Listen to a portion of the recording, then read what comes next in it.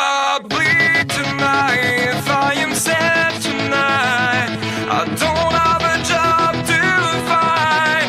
And if I were tonight, if I'm so tired tonight, I'd fall asleep when I'm home, when I'm home.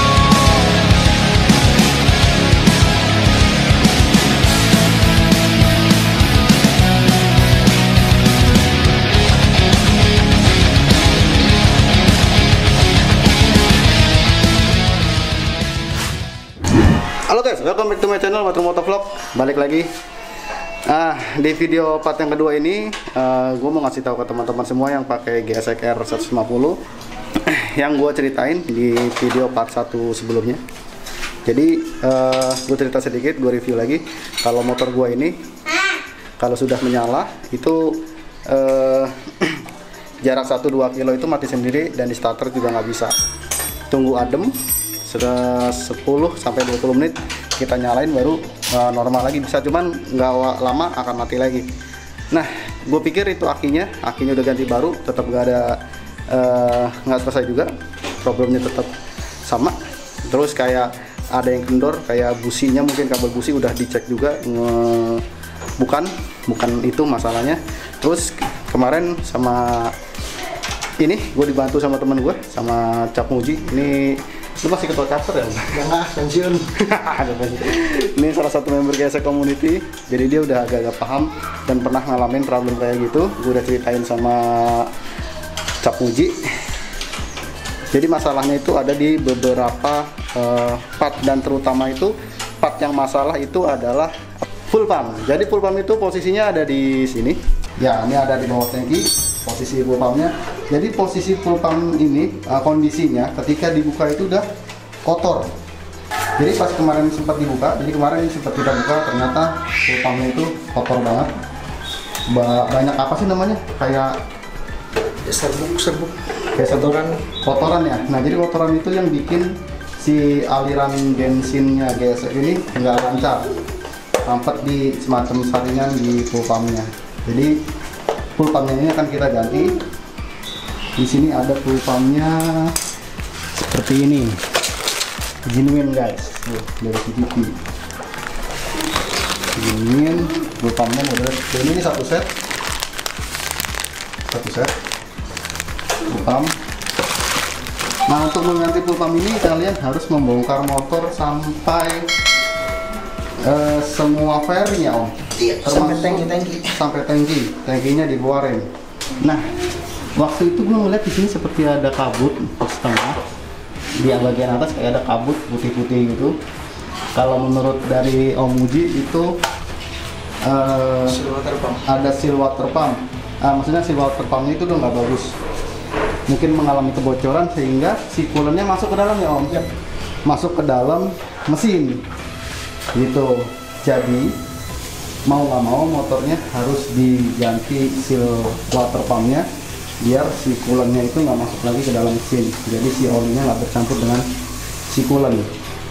Setiap kali servis ini motor ganti oli selalu, terus sama bersihin injeksi. Cuman itu doang sih.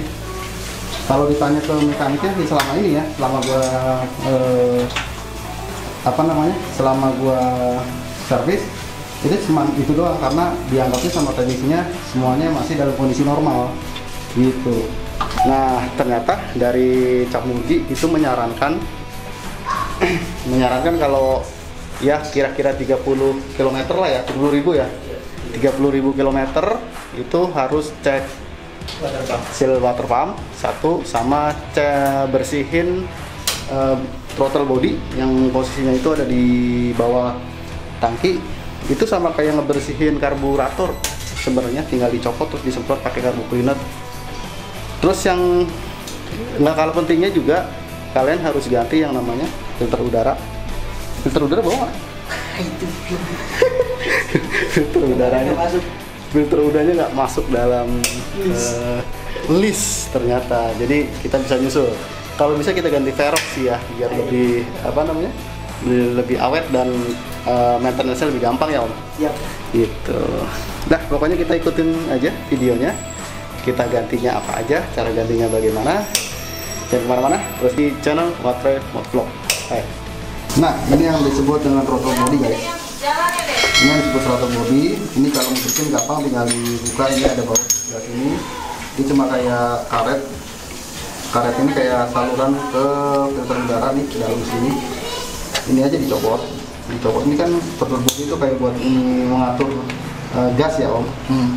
Gas, jadi dia ada kapitnya, kebuka tutup.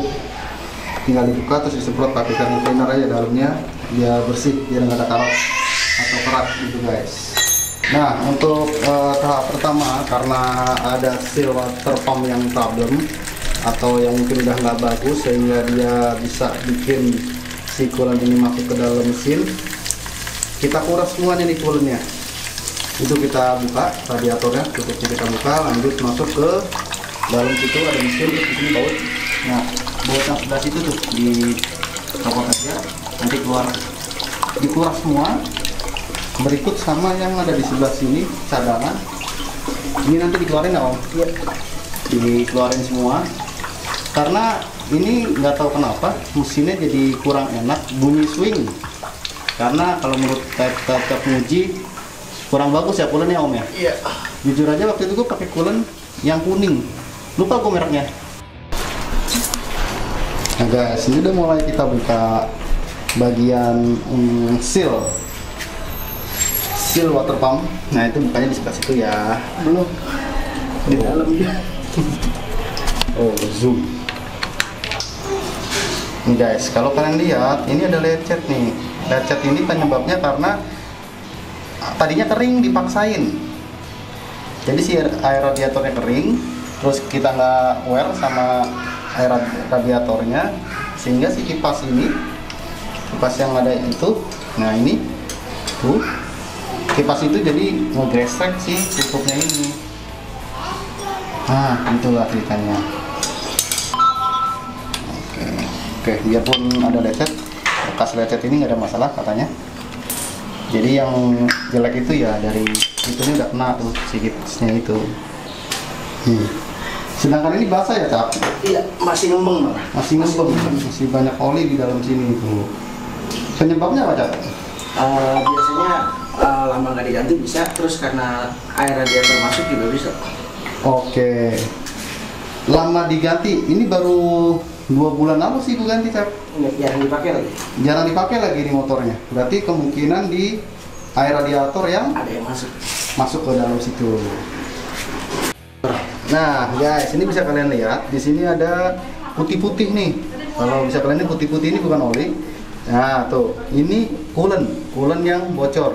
Bocornya itu dari mana? Dari seal water pump ya om. Dari seal water pump ini. Nah dari sini. Di dalam sini. Jadi ini nanti akan kita buka, kita ganti satu set sama seal water pump yang baru.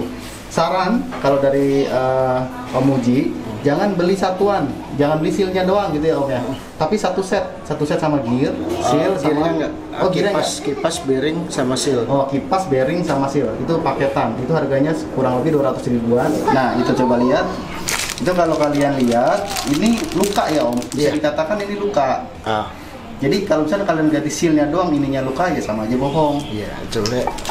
Nah ini yang paketan. Aslinya sebetulnya deh. Nah bisa kalian lihat. Nah aslinya seperti yang ini kanan ini rapih. Kalau ini udah ada cacatnya tuh, bisa kalian lihat bedanya. Ini tebal, ini udah tipis gitu. Jadi itu harus diganti satu set, jangan beli sealnya doang. Ini seal water pumpnya. Ini seal water pumpnya. Nanti ini dicopot. Iya. Dicopot, dilepas, kita ganti satu paket sama dengan yang baru. Sama baru. Ini sama bearing-bearing. Sama bearing-bearingnya guys. Ya, pokoknya saran gua ganti semuanya satu set, jangan cuman sealnya doang. Gitu. Nah guys, problem berikutnya adalah full pump. Betul, namanya full pump. Oh. Nah, full pump ini letaknya ada di bawahnya tangki bensin. Jadi mau nggak mau tangki bensinnya harus kalian buka dulu. Nah, ini full pump. Full pump ini bentuknya.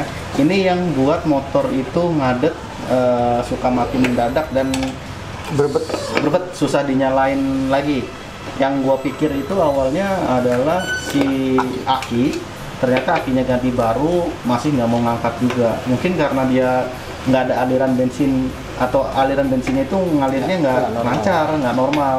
Dia mampet di sebelah situ tuh, ini kan ada tuh situ.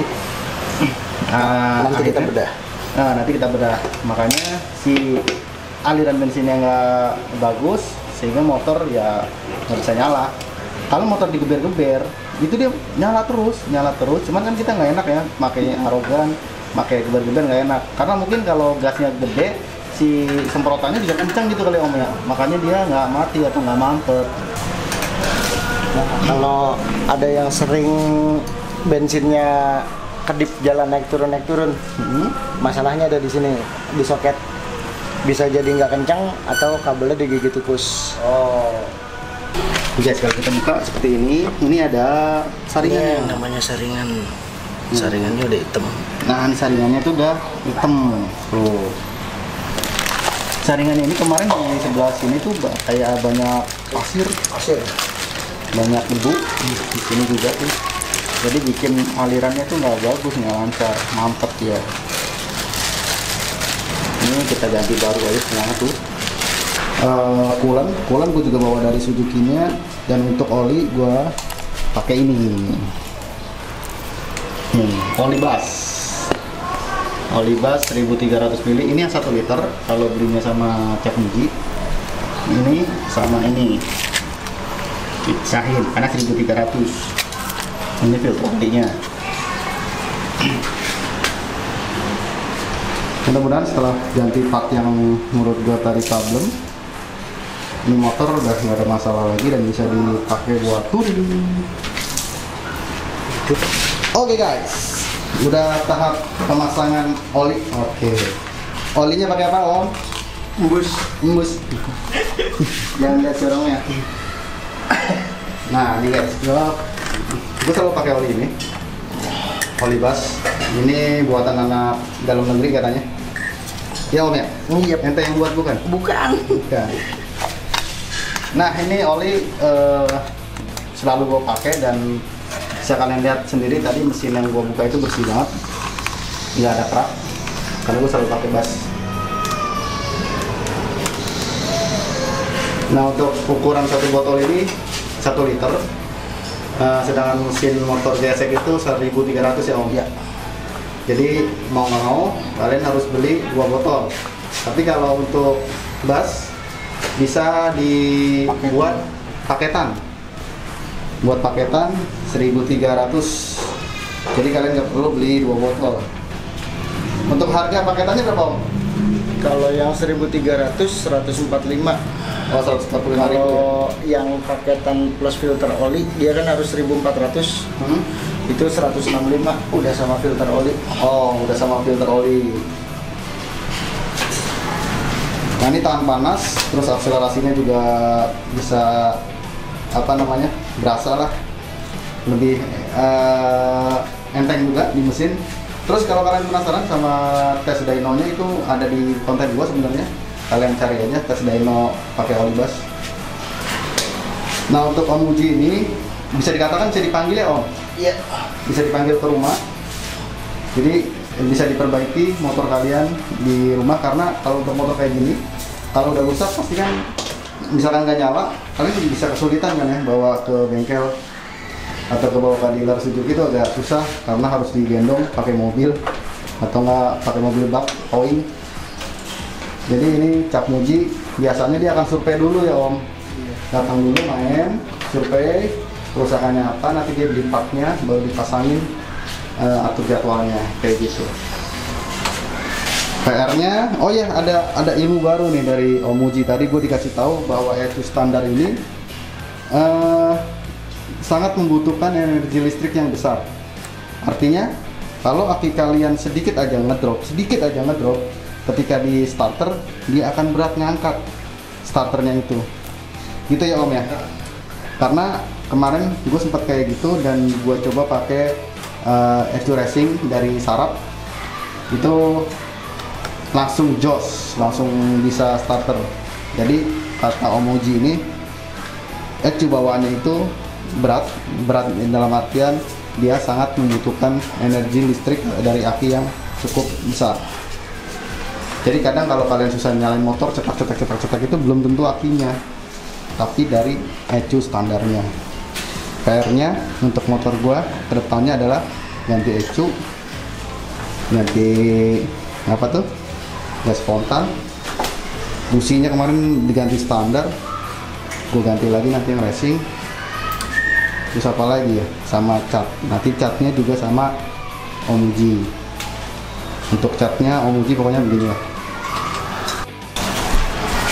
Oke guys, kita tes langsung nyala atau enggak. Boleh nggak? Boleh nyalain? Boleh, silakan. Lalu lo nyolokin apa? Enggak, Yang target kom. nggak apa-apa. Langsung aja. Kita coba ya.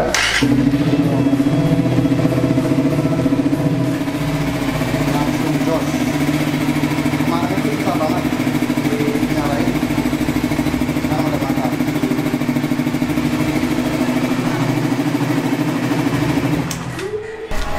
Oke guys, motornya udah oke, udah nyala dan udah gampang di starter langsung nyala juga. Tinggal besok dicoba kita pakai riding kali ya Om. Pagi kita cek, kita pakai riding udah oke atau belum. Mau leading apa pancing ya? Boleh sih. Iya. Nah, pokoknya besok kita cobain dulu. Kalau gua sih yakin ini udah oke. Jadi problemnya udah gue jelasin tadi, udah kasih tahu juga part-part yang harus diganti apa. Mudah-mudahan video ini bermanfaat buat teman-teman semua yang mengalami hal yang sama seperti ini. Nggak usah bingung. Untuk part-partnya juga gampang, nggak susah dicarinya, harganya juga murah. Pokoknya semoga videonya bermanfaat. Jangan lupa like, comment, share, and subscribe tentunya. Kalau kalian butuh mekanik datang ke rumah bisa hubungi Om Uji, nanti ada di revisi nanti gue kasih nomor teleponnya, bisa hubungi beliau. Buat Motovlog undur diri, selamat sore, bye.